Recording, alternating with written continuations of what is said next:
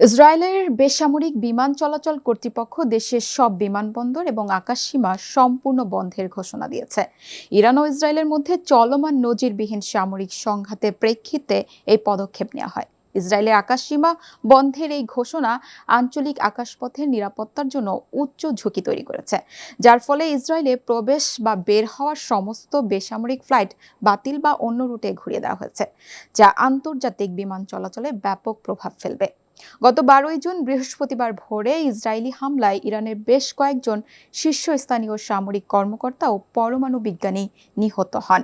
এই হামলার প্রতিক্রিয়ায় ইরানের পক্ষ থেকে কঠোর প্রতিশোধের হুমকিও দেওয়া হয়। পরে ইরানের পক্ষ থেকে পাল্টা হামলা করা হয় ইসরায়েলে। এরপর থেকে দুপক্ষই একে অপরের ওপর হামলা অব্যাহত রেখেছে।